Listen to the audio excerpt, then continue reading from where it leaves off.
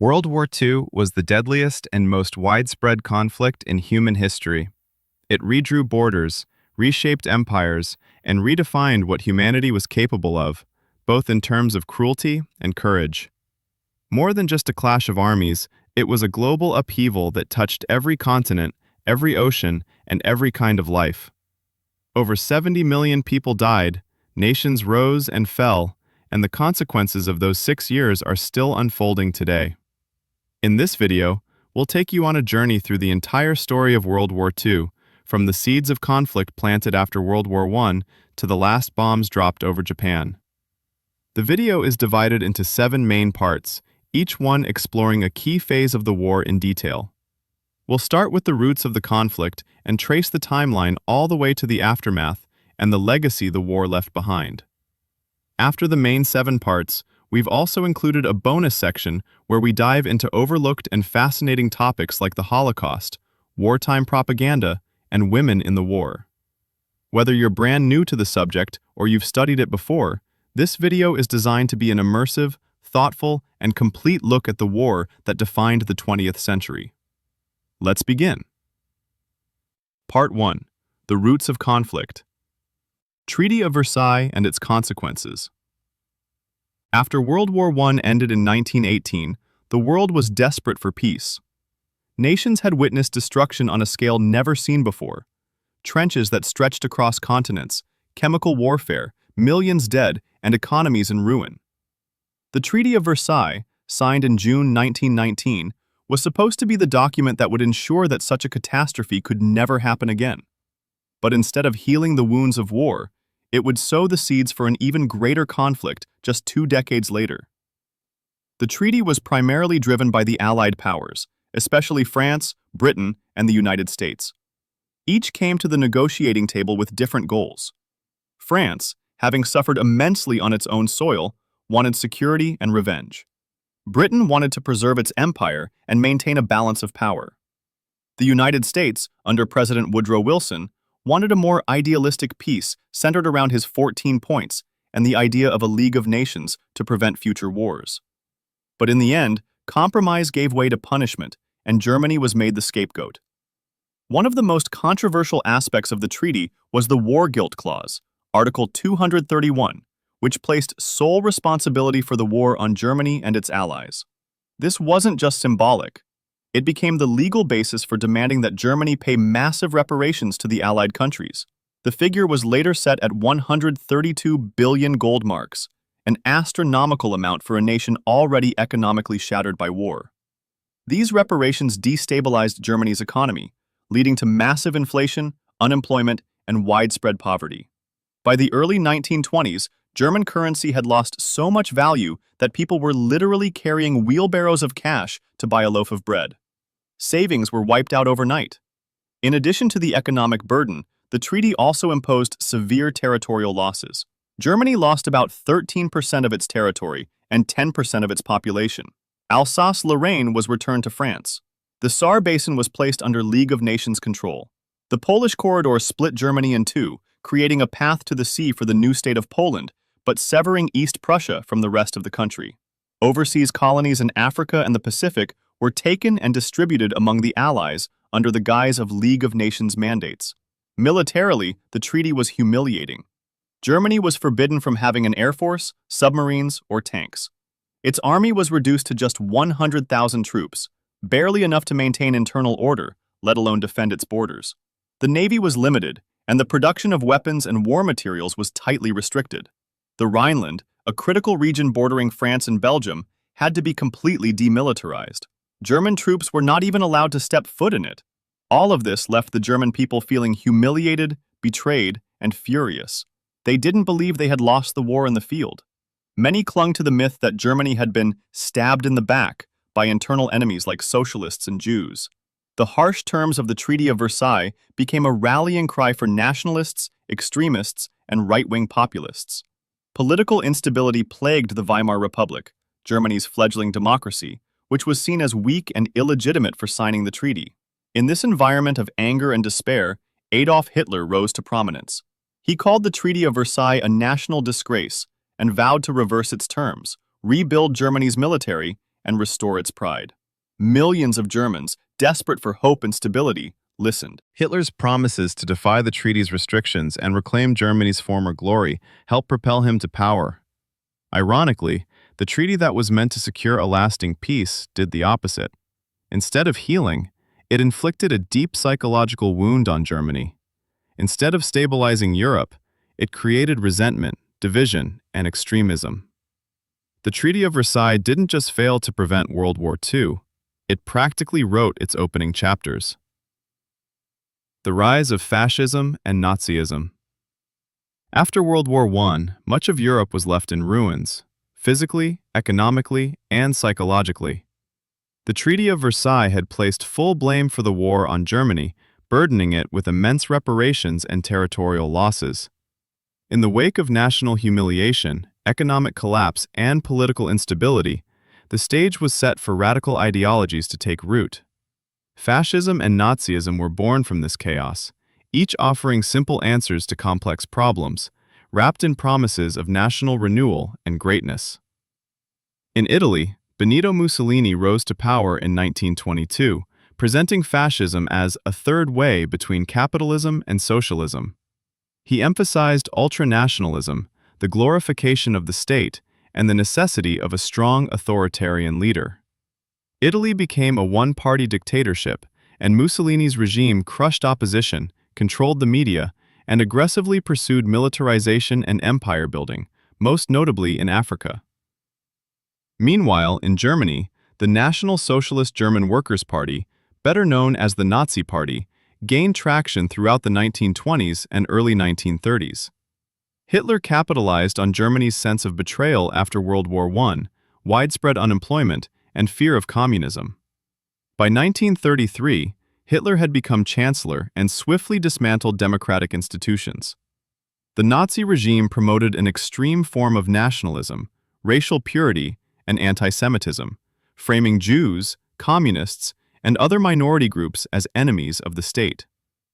One of the core tenets of both ideologies was the rejection of liberal democracy and the embrace of authoritarian control. Both Mussolini and Hitler created tightly controlled societies with powerful secret police forces, state propaganda machines, and indoctrination of youth. Dissent was crushed, and any challenge to the state was met with imprisonment, exile, or death. The consequences were profound and far-reaching. Fascism and Nazism destabilized the European order, leading to a wave of aggressive expansion. Italy invaded Ethiopia in 1935, testing the weakness of the League of Nations. Germany reoccupied the Rhineland, annexed Austria, and then dismantled Czechoslovakia, all without significant resistance from other European powers. These actions emboldened Hitler and Mussolini, reinforcing the idea that military aggression would go unchecked. Perhaps most tragically, the ideologies they unleashed created the conditions for genocide, total war, and the deaths of tens of millions. The rise of fascism and Nazism wasn't just a regional political shift. It was the ignition of one of the darkest chapters in human history. The Great Depression and global instability. After the First World War, much of the world was already teetering on the edge of instability. Then came the Great Depression, a global economic collapse that started in the United States in 1929 and quickly spread around the globe. Banks failed, businesses shut down, and unemployment soared to unprecedented levels. Entire families were thrown into poverty, and nations that had barely recovered from the last war were suddenly grappling with mass economic despair. In Germany, the effects were especially devastating. Saddled with enormous reparations from the Treaty of Versailles and reliant on American loans to stabilize their economy, the German financial system collapsed when Wall Street crashed. Millions lost their jobs, and inflation skyrocketed. The Weimar Republic, already fragile, began to crumble under the weight of public dissatisfaction and political polarization. The middle class, desperate for stability and hope, became increasingly open to extremist ideologies. This wasn't just a German problem. In Italy, Japan, and other nations, the Depression fed a growing sense of disillusionment with liberal democracy. People were angry, afraid, and willing to look to authoritarian leaders who promised to restore national pride and economic stability. In the United States and Britain, leaders struggled to maintain confidence in democratic institutions. But in many other countries, democracy gave way to dictatorship. As the global economy faltered, international cooperation unraveled. Countries turned inward, embracing protectionist policies and nationalist rhetoric. This breakdown in trust and diplomacy created fertile ground for future conflict. The world was becoming more divided, more paranoid, and more militarized. Economic hardship didn't just reshape economies, it reshaped ideologies, alliances, and ultimately set the stage for the most devastating war in human history. Japanese expansion in Asia. After World War I, Japan emerged as a rising power with growing imperial ambitions. Driven by a desire for natural resources, living space, and national prestige, Japan increasingly turned its attention to mainland Asia. In 1931, the Japanese Kwantung Army staged an incident on the South Manchuria Railway as a pretext to invade and occupy Manchuria, a region rich in resources. The League of Nations condemned the invasion, but Japan withdrew from the League and solidified control, renaming the territory Manchukuo and installing a puppet regime under the former Chinese Emperor Puyi. The international community's weak response emboldened Japan, which soon set its sights on China itself. In 1937, full-scale war broke out following the Marco Polo Bridge incident near Beijing. This marked the beginning of the Second Sino-Japanese War. Japanese forces rapidly captured major Chinese cities, including Shanghai and Nanjing. The occupation of Nanjing led to one of the war's worst atrocities, the Nanjing Massacre, in which hundreds of thousands of civilians and prisoners of war were brutally killed and widespread sexual violence occurred. Despite Japan's early victories, Chinese resistance persisted, led by both the nationalists under Chiang Kai-shek and the communists under Mao Zedong. Japan's war in China turned into a brutal, grinding conflict. In order to support its military campaigns, Japan increasingly relied on conquest to secure access to oil, rubber, and other critical resources. This expansion led to further incursions into Southeast Asia. By the early 1940s, Japan had occupied French Indochina with the consent of the Vichy regime, escalating tensions with Western powers. The United States, Britain, and the Netherlands imposed economic sanctions, including an oil embargo that threatened Japan's ability to sustain its war machine. Facing resource starvation and strategic isolation, Japan opted for a bold and aggressive strategy to seize the resource-rich territories of Southeast Asia and the Pacific. This expansionist ambition ultimately led Japan to launch a surprise attack on Pearl Harbor in December, aiming to cripple the U.S. Pacific Fleet and secure a free hand in Asia. The attack brought the United States into the war and transformed a regional conflict into a truly global one. Japan's rapid expansion across the Pacific and Asia in the early months of 1942 would soon face fierce resistance and reversal. But in the years leading up to the broader conflict, Japanese imperialism had already set much of the stage for World War II in the East. Italy's imperial ambitions. After World War I, Italy found itself on the winning side, but with very little to show for it. The Treaty of Versailles had not granted the territorial rewards many Italians had expected, fueling a sense of betrayal and the rise of nationalism. Benito Mussolini, who came to power in 1922, tapped into that national frustration. His dream was to resurrect a modern Roman Empire, expanding Italy's influence across the Mediterranean and Africa.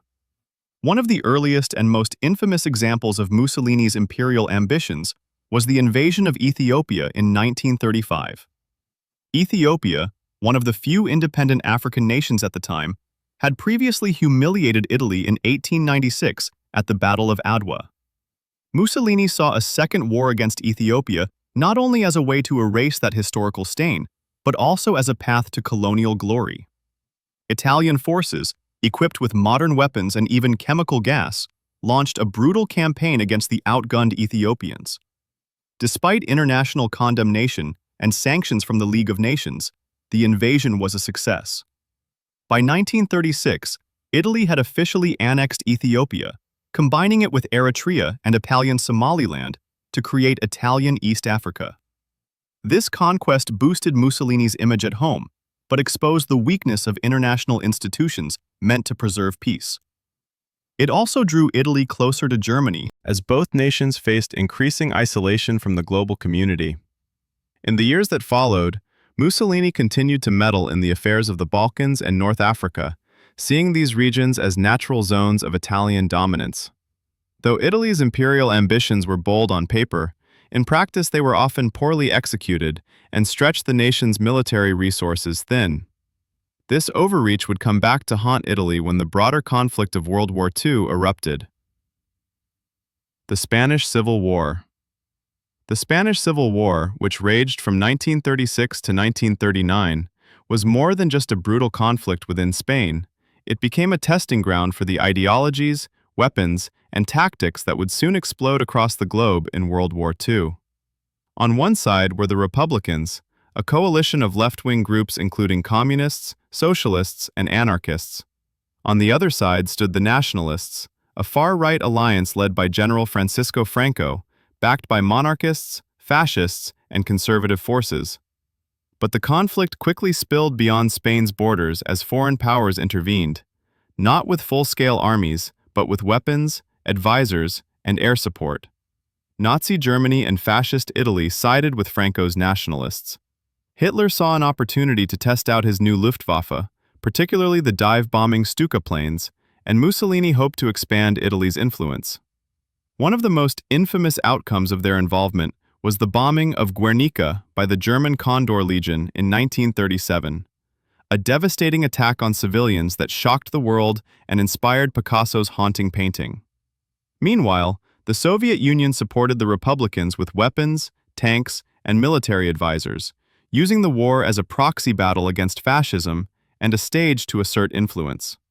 Tactics that would later define World War II, Blitzkrieg-style air and ground coordination, armored vehicle assaults, and urban warfare, were all experimented with in the Spanish landscape. It also marked one of the first times modern aerial bombing was used systematically against civilian populations, previewing the horrors to come. While the Western democracies largely stayed out of the war officially, thousands of international volunteers from around the world, especially the United States, Britain, and France, joined the Republican cause in what became known as the International Brigades.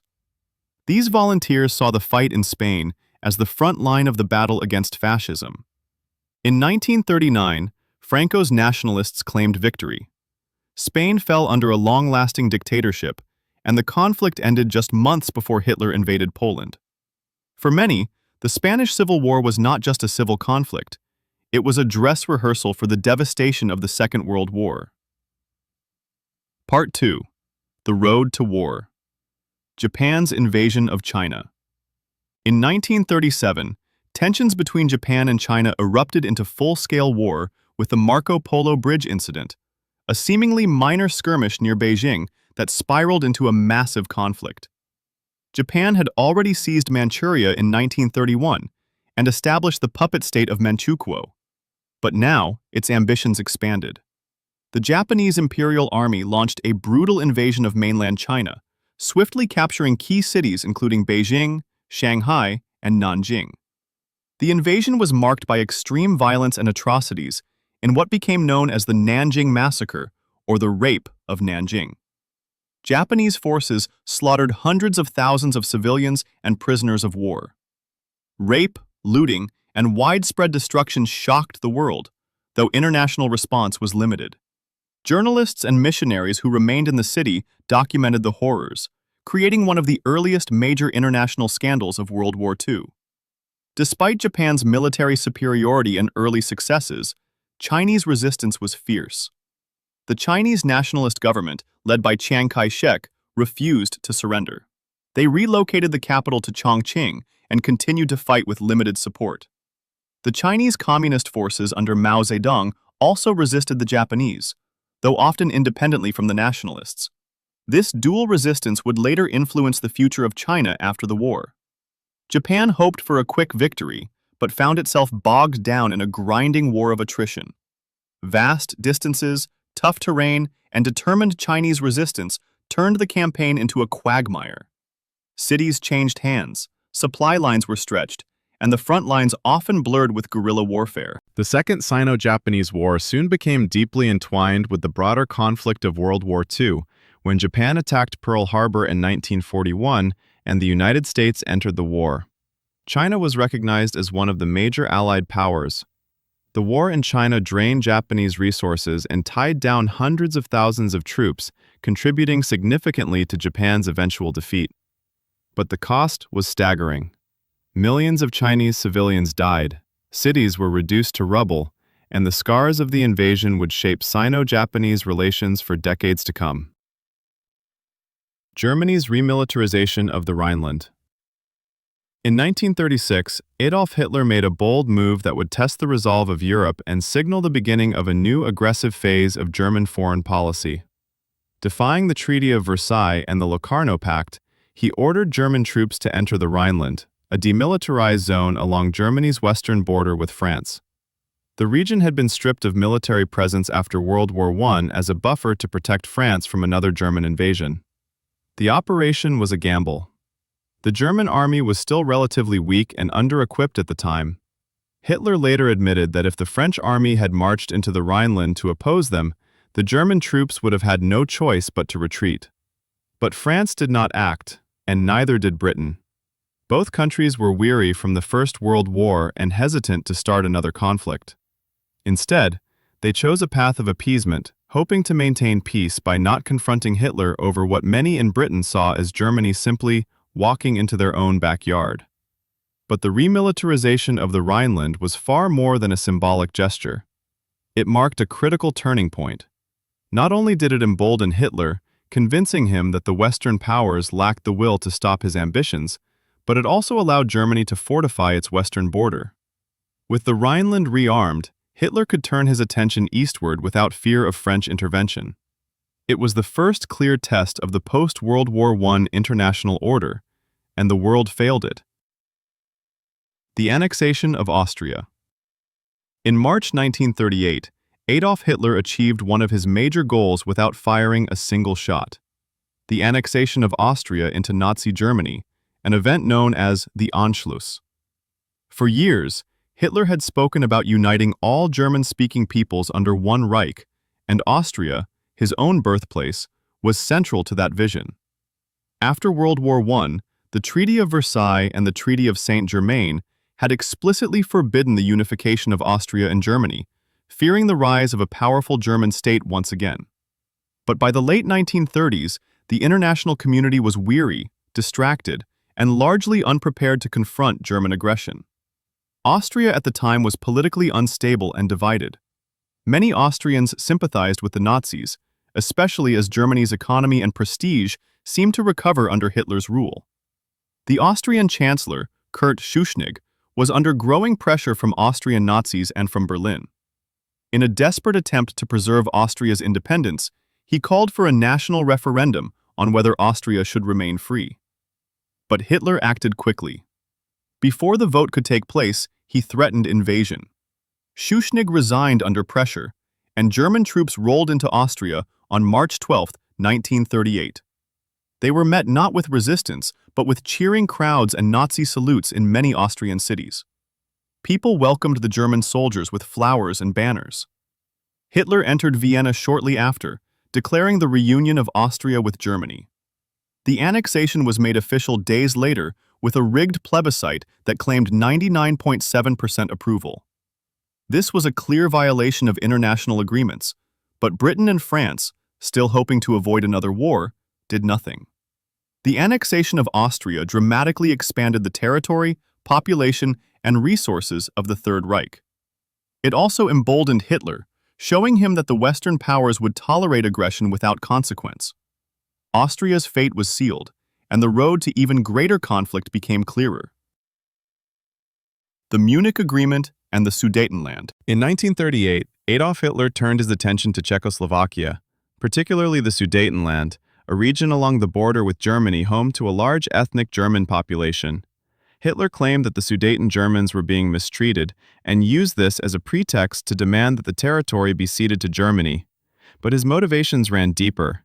The Sudetenland was strategically valuable, heavily fortified, and would leave Czechoslovakia vulnerable if lost. As tensions escalated, Britain and France, desperate to avoid another war, entered negotiations with Hitler. In September of that year, British Prime Minister Neville Chamberlain met with Hitler multiple times in hopes of reaching a peaceful resolution. The result was the Munich Agreement, signed by Germany, Britain, France, and Italy, without any representatives from Czechoslovakia itself. The agreement allowed Nazi Germany to annex the Sudetenland in exchange for a promise of no further territorial expansion. Chamberlain returned to Britain proclaiming he had secured peace for our time. But the Munich Agreement quickly became a symbol of appeasement, conceding to aggressive demands in hopes of avoiding conflict.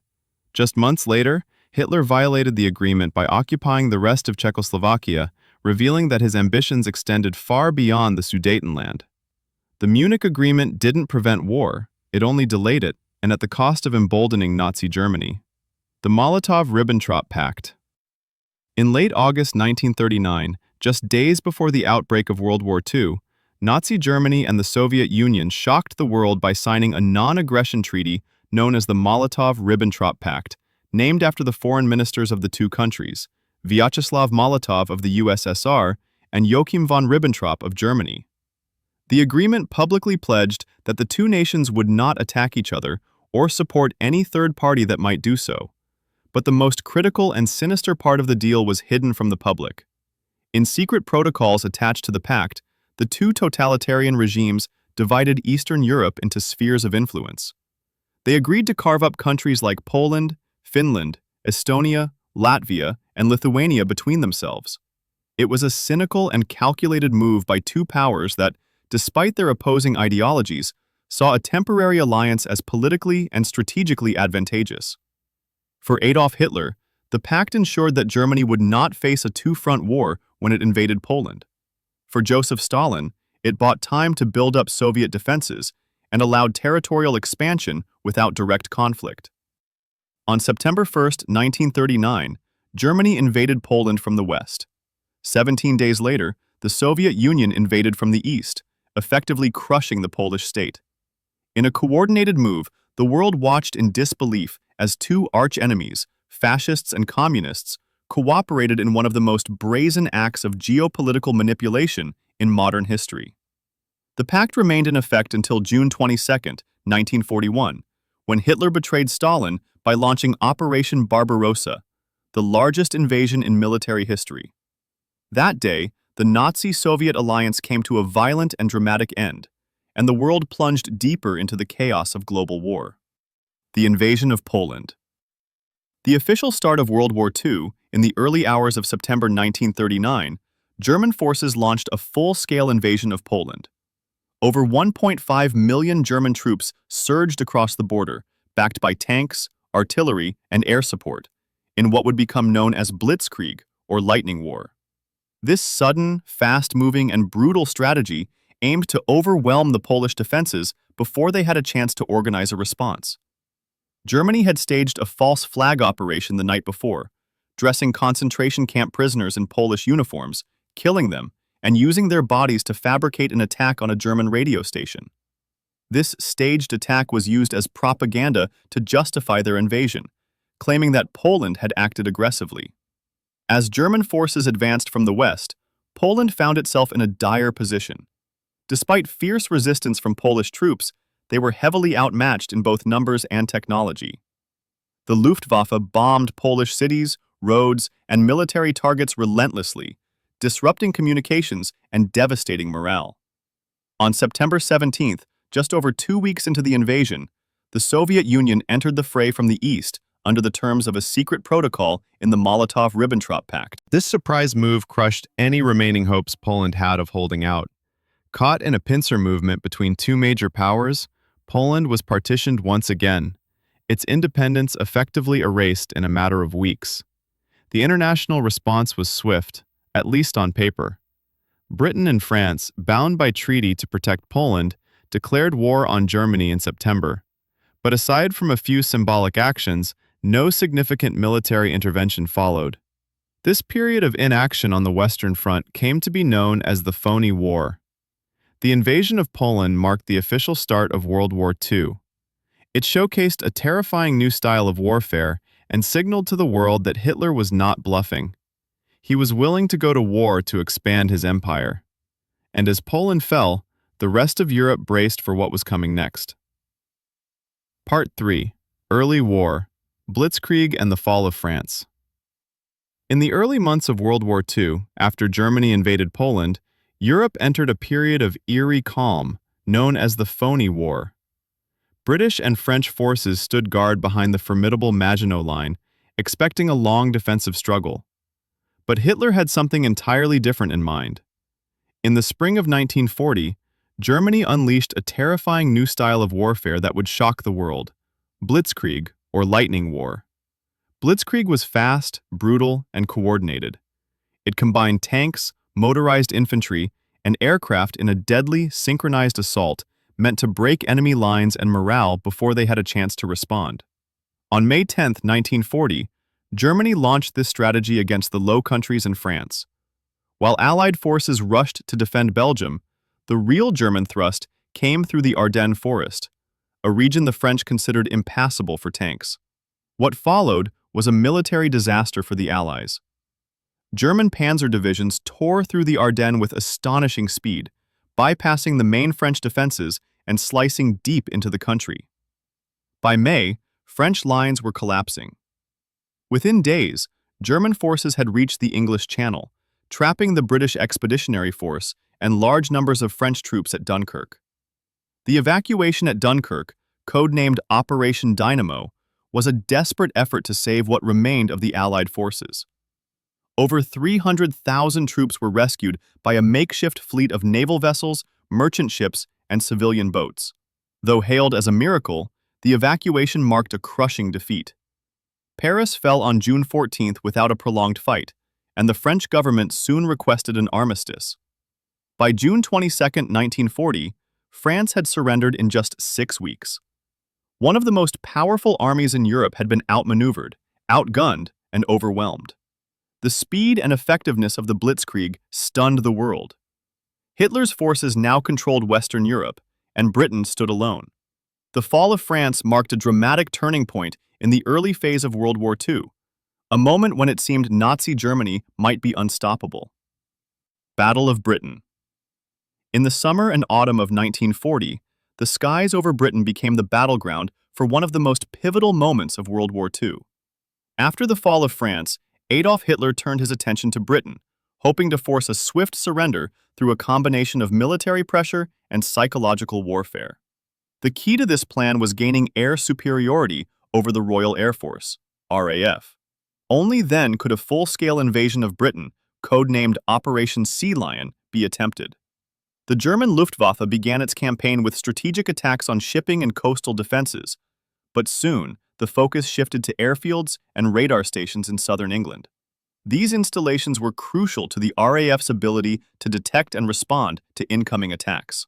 Despite being outnumbered, the RAF used a highly coordinated system of radar, detection, ground control, and rapid fighter deployment to counter each wave of German bombers and fighters. By August, the Luftwaffe intensified its assault, launching massive daily raids against RAF infrastructure. Fighter Command, under the leadership of Air Chief Marshal Hugh Dowding, endured heavy losses but refused to break. British pilots, many barely out of their teens, flew multiple sorties per day, engaging the enemy in fierce dogfights over the English countryside. Their aircraft, the agile Supermarine Spitfire and the sturdy Hawker Hurricane, became symbols of resistance and resilience.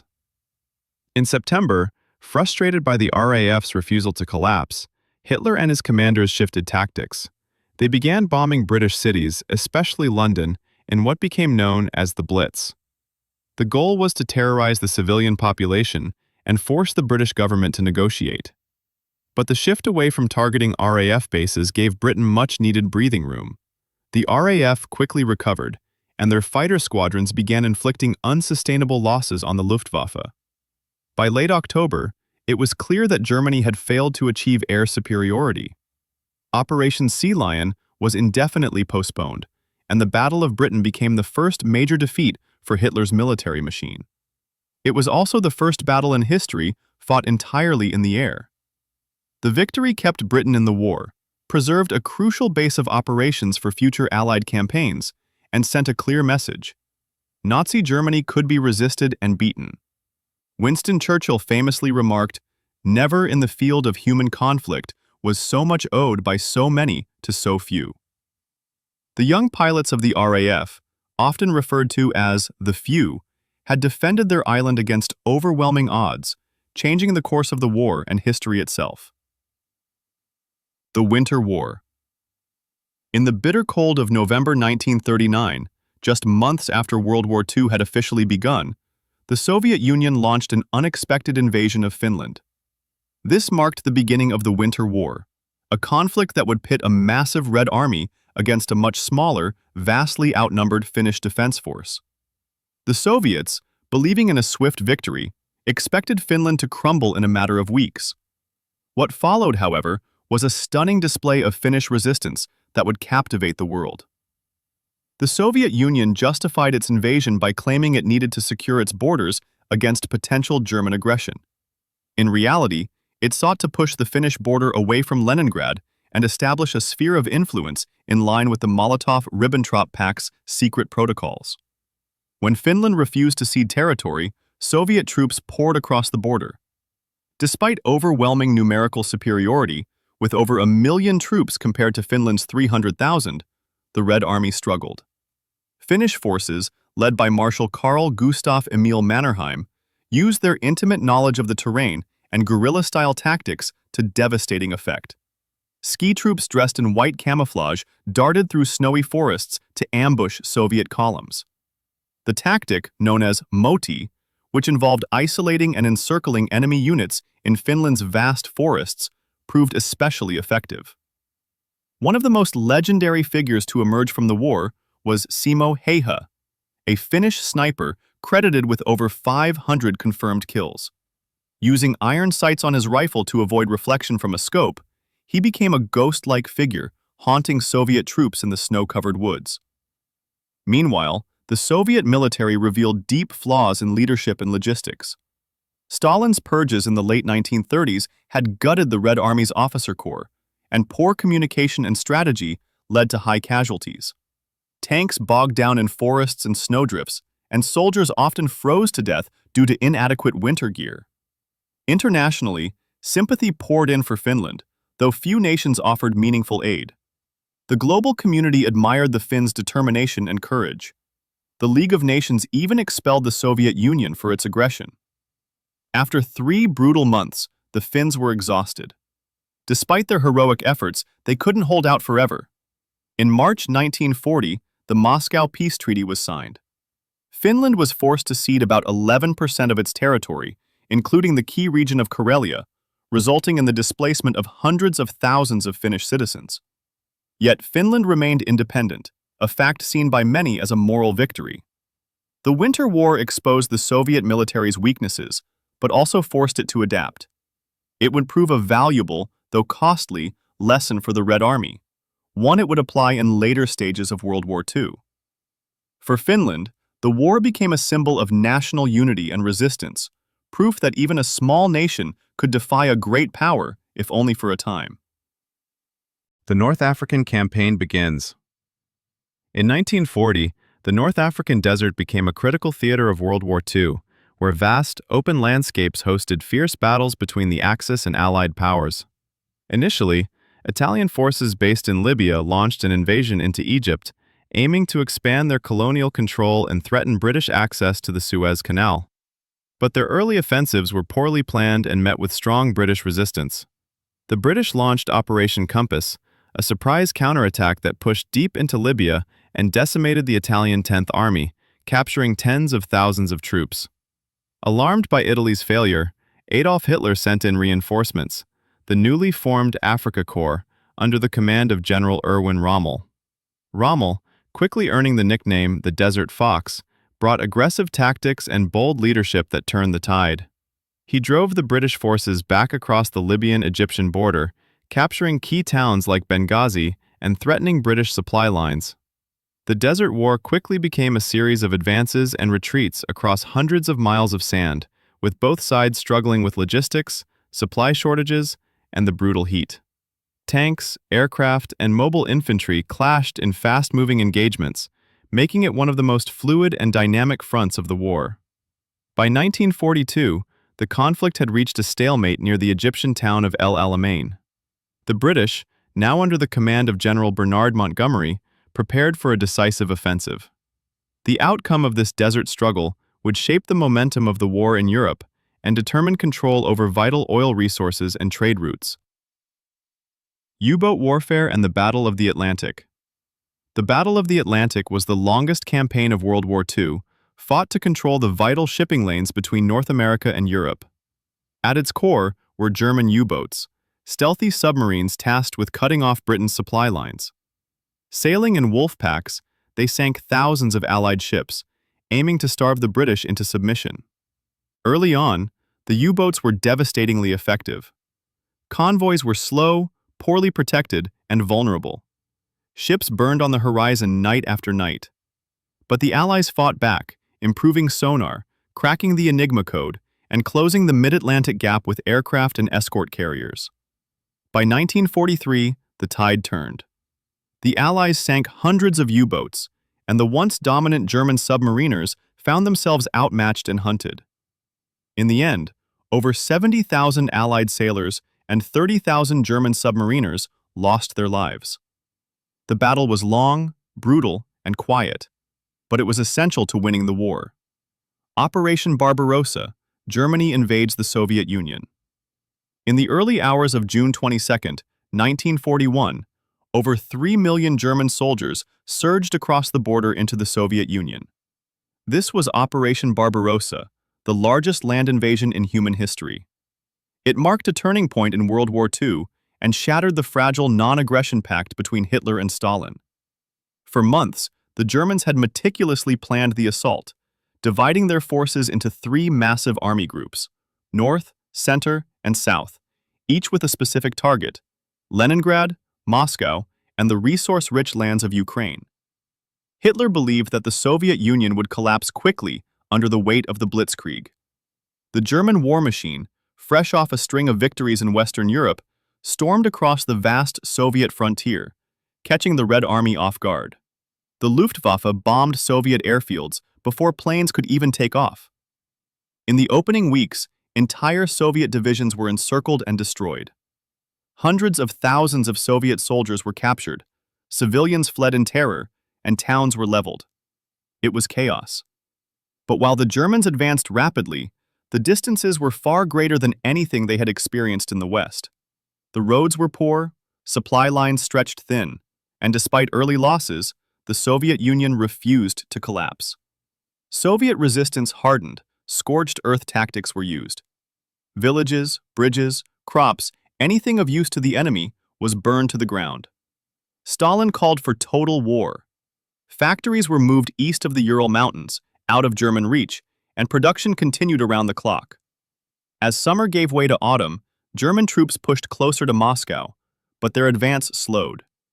Mud from the autumn rains turned roads into swamps, bogging down vehicles and delaying supplies. And then came the Russian winter, brutal, unforgiving, and unanticipated. German troops lacked proper winter clothing, engines froze, weapons jammed, And the Soviets, now reinforced and regrouped, launched a fierce counteroffensive. Operation Barbarossa, once envisioned as a swift and decisive campaign, had become a war of attrition. Hitler had underestimated the Soviet Union's resilience and overextended his own army. By the end of 1941, the Germans were halted outside Moscow, having failed to deliver the knockout blow they had promised. The Eastern Front was now a frozen, bloody stalemate, and for the first time, the tide of the war began to turn against Nazi Germany. Part: Global conflict, Pearl Harbor and the U.S. enters the war. On the morning of December 7, 1941, a quiet Sunday in Hawaii was shattered by the roar of aircraft engines. At 7:48 a.m. local time, hundreds of Japanese warplanes descended on the U.S. naval base at Pearl Harbor without warning. Bombs and torpedoes tore through battleships, destroyers, and airfields. In just under 2 hours, more than 2,400 Americans were dead, nearly 1,200 were wounded, and a significant portion of the Pacific Fleet lay in ruins. The USS Arizona exploded and sank with over 1,000 men aboard. Smoke billowed into the sky, the sound of machine gun fire, explosions, and screaming men echoed across the harbor. The attack was not just a surprise, it was a calculated strike meant to cripple the United States' ability to project power in the Pacific.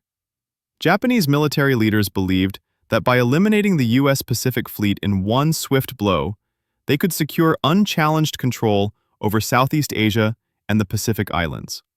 What they underestimated was the resolve the attack would awaken. The next day, President Franklin D. Roosevelt addressed a stunned nation.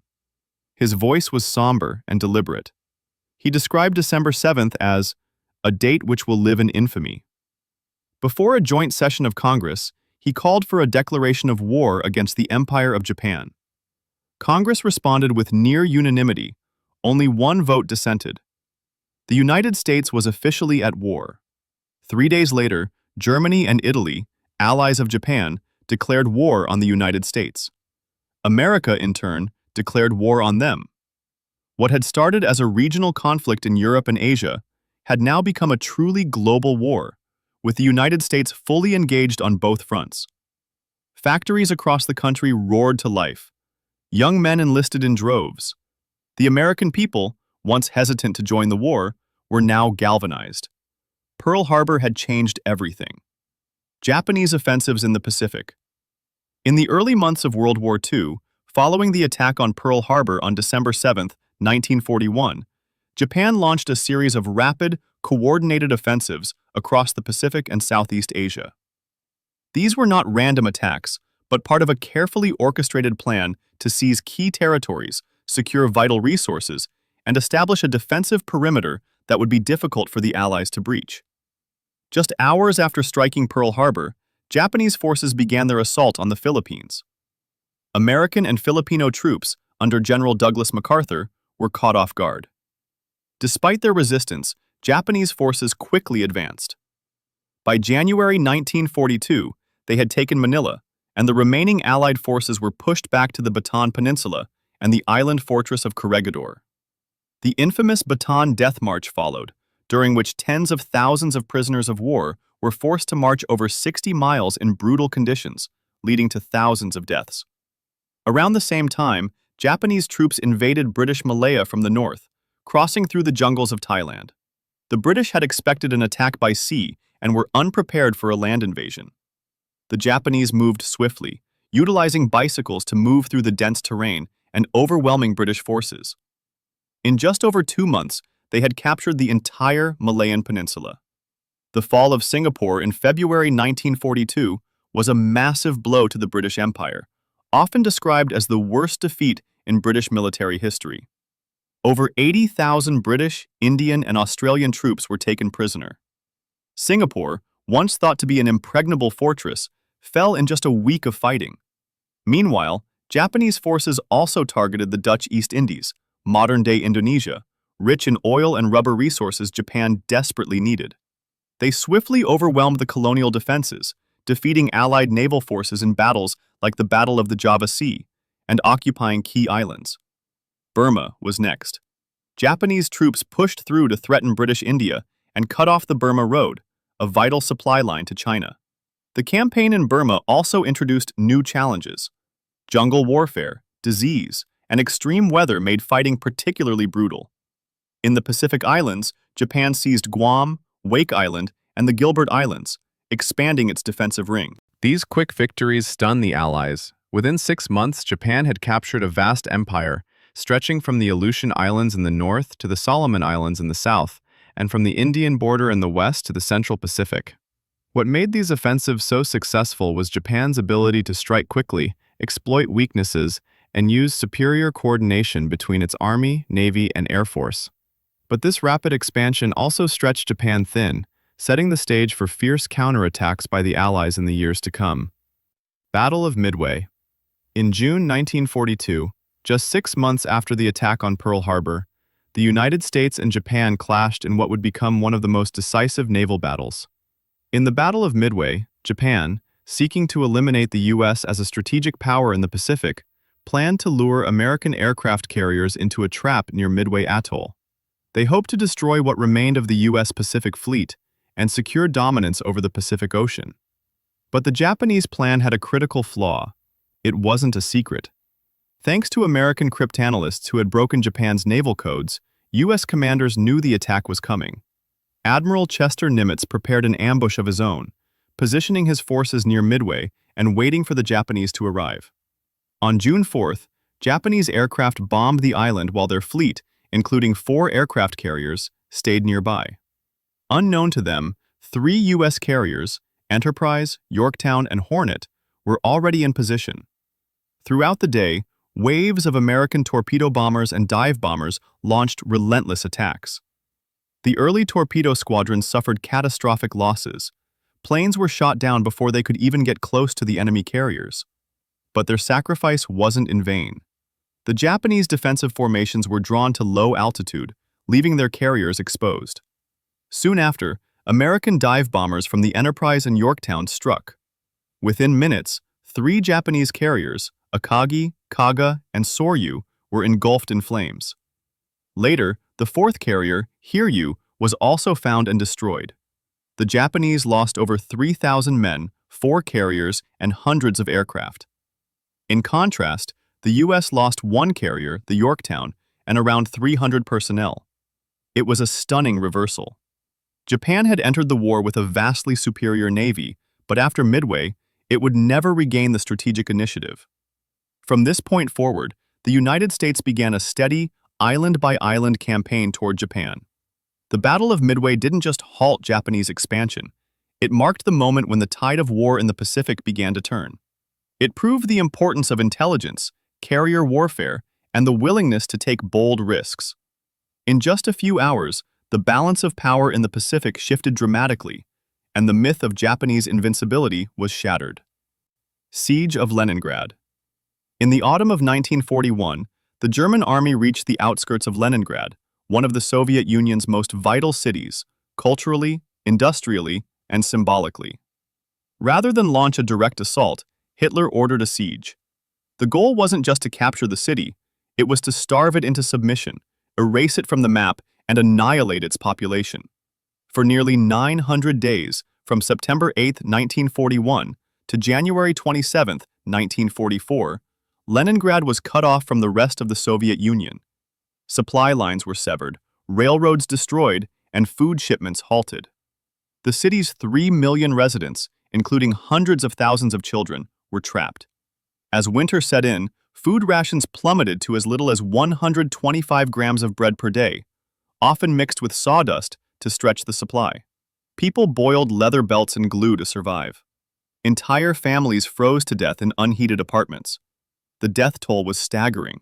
It's estimated that over 1 million civilians perished, not from bombs or bullets, but from hunger, disease, and cold.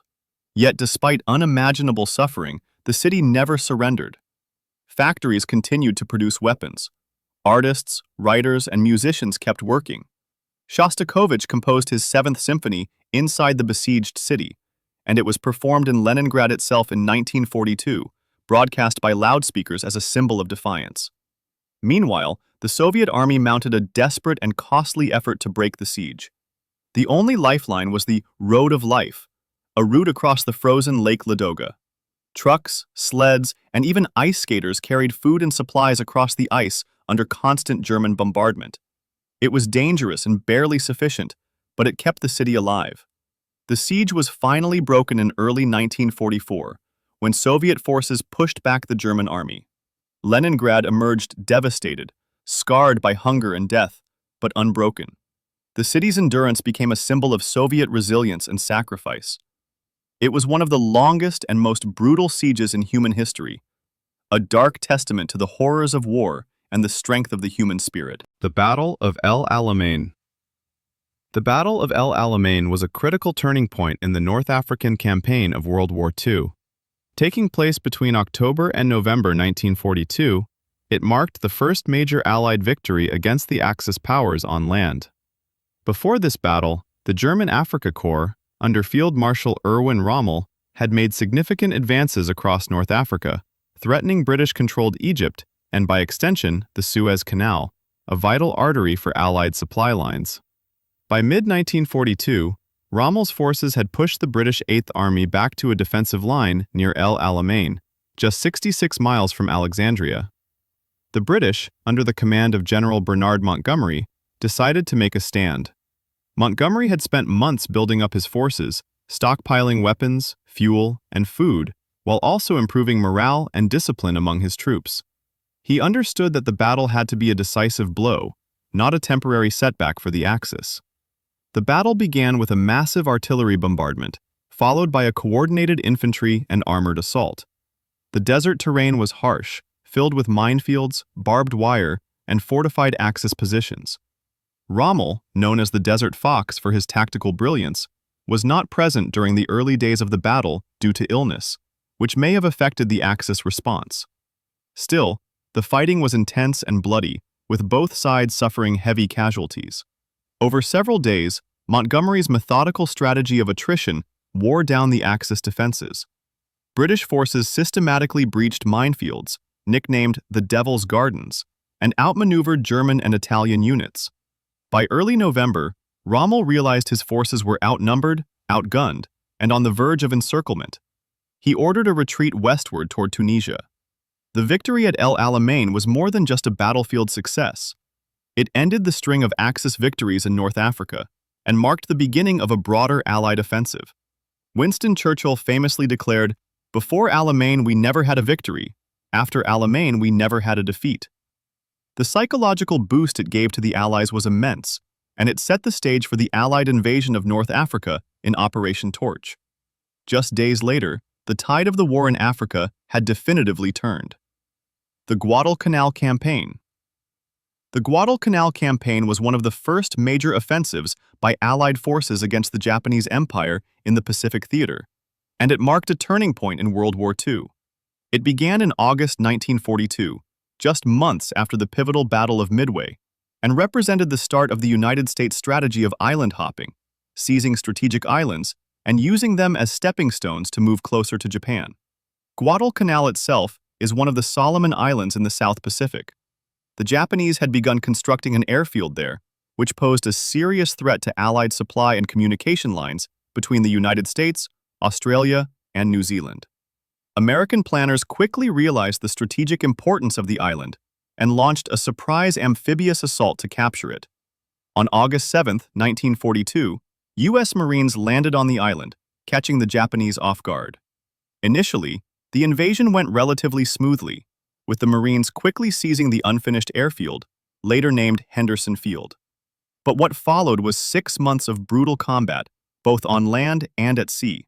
The Japanese launched repeated attempts to retake the island, leading to a series of deadly naval battles, including the Battle of Savo Island, the Battle of Cape Esperance, and the Naval Battle of Guadalcanal. Both sides suffered heavy losses, especially in night engagements, where the Japanese Navy initially had the upper hand. On land, the Americans faced fierce resistance, difficult jungle terrain, and supply shortages. The Japanese launched repeated assaults on the marine perimeter around Henderson Field, often fighting to the death. Disease, especially malaria and dysentery, plagued both sides and became as much an enemy as the opposing soldiers. As the campaign dragged on into late 1942 and early 1943, the tide began to turn. The United States managed to reinforce its troops and secure naval dominance in the surrounding waters. By February 1943, the Japanese made the difficult decision to evacuate their remaining forces from the island, marking the first major strategic defeat for Japan in the Pacific War. The victory at Guadalcanal had enormous significance. It shattered the myth of Japanese invincibility, gave the Allies a crucial foothold in the Pacific, and boosted morale at a critical time. It also signaled a shift in momentum from defensive battles to a long, grinding Allied advance across the Pacific toward Japan. The lessons learned at Guadalcanal